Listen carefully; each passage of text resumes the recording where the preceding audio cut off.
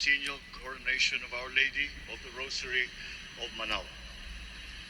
Almighty and loving God, we offer you our praise and gratitude as we celebrate the centennial anniversary of the canonical coronation of Our Lady of the Rosary of Manaoag.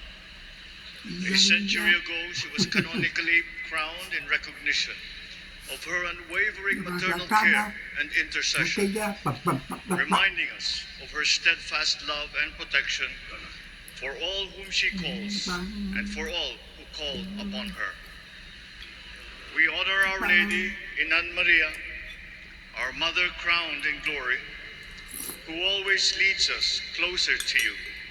Her unwavering faith encourages us to trust in your divine providence, and her profound humility calls us to walk the path of holiness in the footsteps of your only begotten Son and her beloved Son, Jesus, our Savior.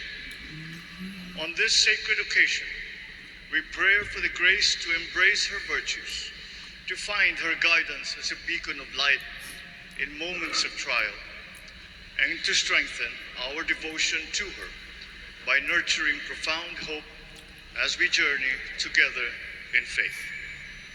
May this celebration deepen our bond as a people whom you have called in this blessed place of Manaoag, and renew our commitment to serve you and our neighbors with love and compassion.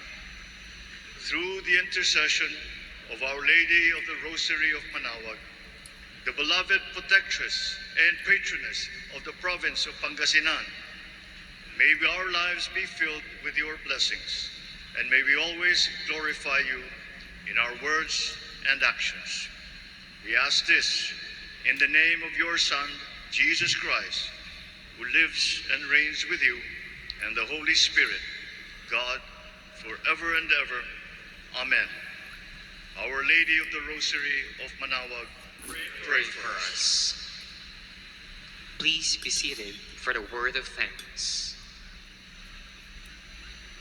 Ito lang ang gumawa ng ganyan, di ba? Ang mahal natin Pangulo ang gumawa ng ganito. First time na nakita ko ito na naki-attend ng ganito, di ba?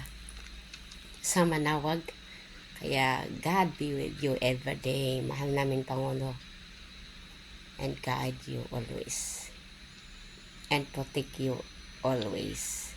Your Forever. Excellency, the President of the Republic of the Philippines, the First Lady, Your Eminence, Your Excellency, the Apostolic Nuncio, and Your Excellencies, the Archbishops and Bishops, the Honorable Civil Authorities, dear brother priests, brothers and sisters in consecrated life, and children of the Lady who calls. This morning's Thanksgiving rises from a living source. We heard the voice of the Son in the Word. Ito lang ang mahal natin Pangulo ang gumawa ng ganyan, di ba?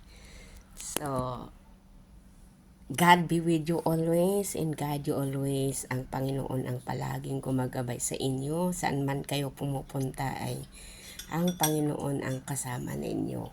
Everyday, ano man ang trabaho ng demonyo, we rebuke that in the mighty name of Jesus.